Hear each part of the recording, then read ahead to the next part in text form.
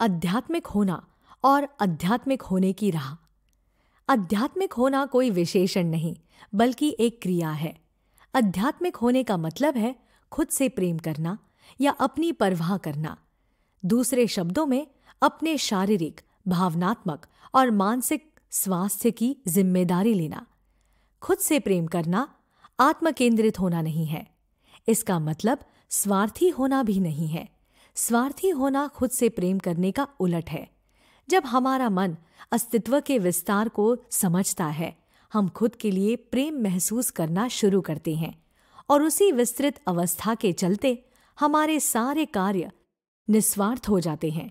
हम प्रेम और ध्यान को आसानी से साझा करने लगते हैं। सबसे पहले हम खुद के साथ प्रेम साझा करते हैं और वही प्रेम उन लोगों तक भी पहुंचाते हैं जो हमारे संपर्क में आते हैं। इस प्रेम को शब्दों में बयान नहीं किया जा सकता। इसलिए नहीं कि इसे जाहिर नहीं किया जा सकता, बल्कि इसलिए क्योंकि यह कमाल तरीके से पूरी तरह व्यक्तिगत है।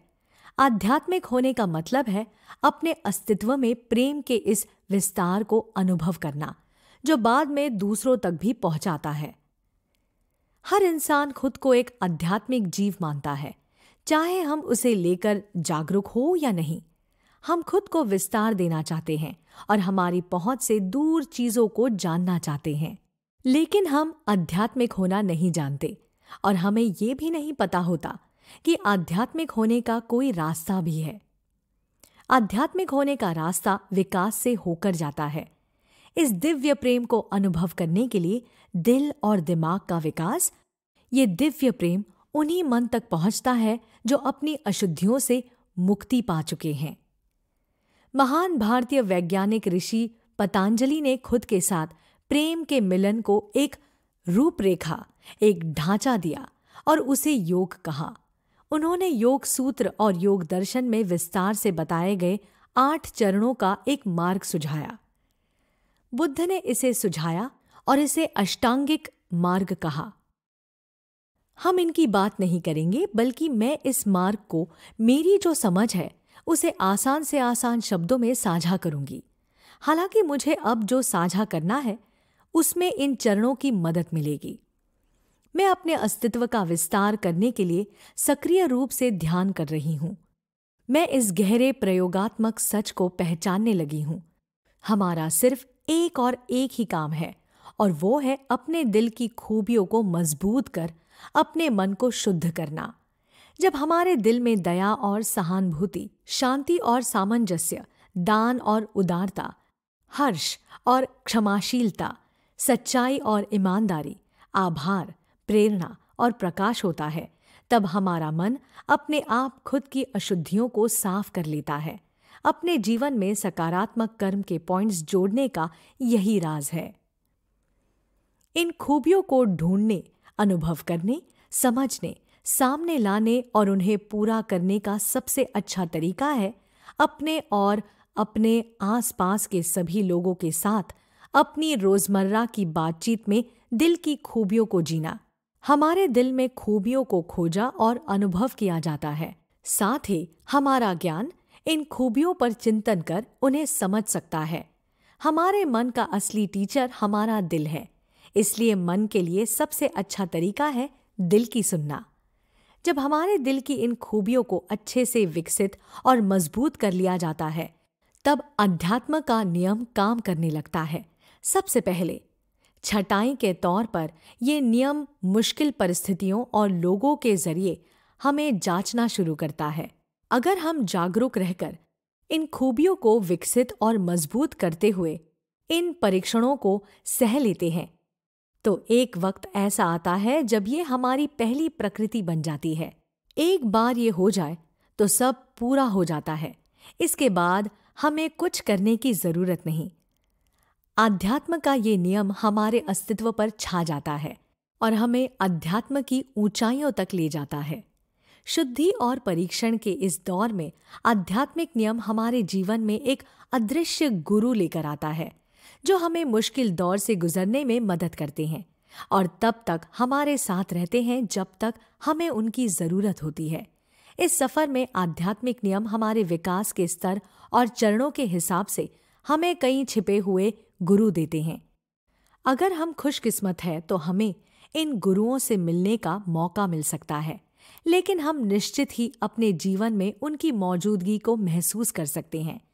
हम कभी-कभी उन्हें अपने जीवन में ईश्वर की कृपा या ईश्वरीय शक्तियां मानते हैं। आप शायद पूछ सकते हैं कि अदृश्य गुरु क्यों?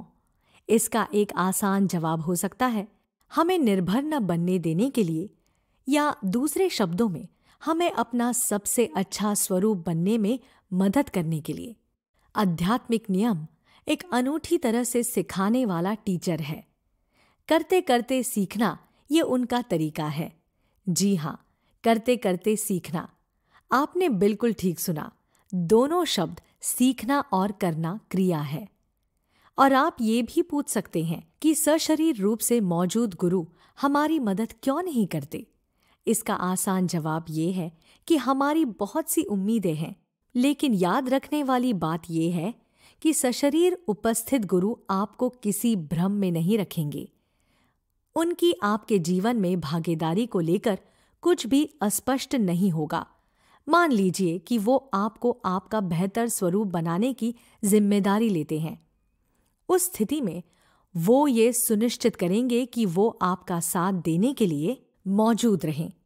वो उतने ही कड़े गुरु होते हैं जितने आपके अच्छे खेल या मार्शल आर्ट्स के टीचर्स या आपके पेरेंट्स होते हैं, जो बिना हमें उन पर निर्भर बनाए हमारा साथ देते हैं।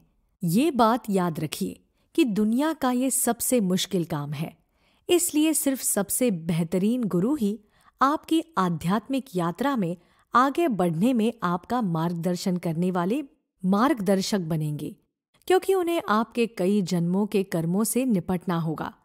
इसलिए जैसा कि पहले कहा गया था, अपने चुने जाने के लिए आपको अपने दिल की खूबियों को विकसित करने के लिए असली और सच्ची कोशिशें करनी होगी।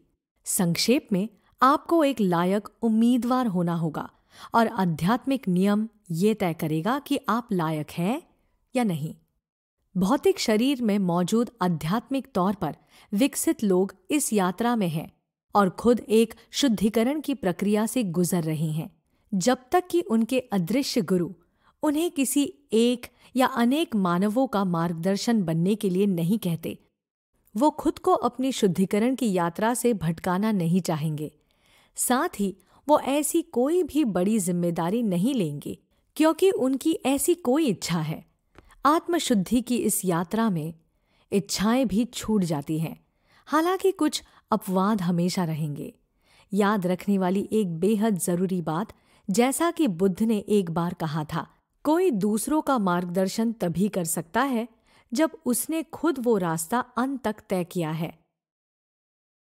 तो हाँ, एक सच्चा साधक आध्यात्मिक तौर से जागरूक एक व्यक्ति के साथ अपने भौतिक शरीर में चलना तय कर उनके जीवन के अनुभवों से सीख सकता है और वो सारी खूबियां आत्मसात कर सकता है जो उसने दूसरों के लिए उदाहरण के तौर पर जी हैं।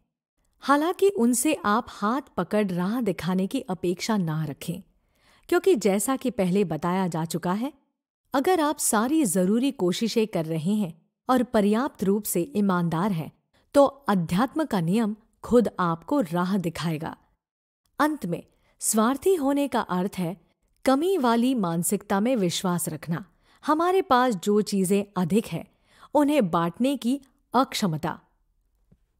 ये व्यवहार हमारे अस्तित्व के 3 स्तरों पर काम करता है। अस्तित्व के शारीरिक स्तर पर कोई अपने अतिरिक्त पैसे, कपड़े, जेवर, खाने और दूसरी भौतिक चीजों को न बांटना चाहे। इसके अलावा अस्तित्व के मानसिक स्तर पर कोई अपने कमी वाले विश्वास, जैसे कि अपने संभावित नुकसान या दूसरों को हो सकने वाले फायदे की वजह से अपने ज्ञान और बुद्धिमानी को साझा न करना चाहे। और अंततः अस्तित्व के उच्चतम भावनात्मक स्तर पर कोई अपना प्रेम, खुशी, दया, हर्ष और कई दूसरी सकारात्मक भावनाएं अपने और दूसरों के साथ साझा न करना चाहे। यह हमारे मन की एक गलती है। हम इसे अपने मन की मानसिक अशुद्धि कहते हैं और मन तभी बदल सकता है जब हम अपने दिल की खूबियों को विकसित और मजबूत करते हैं।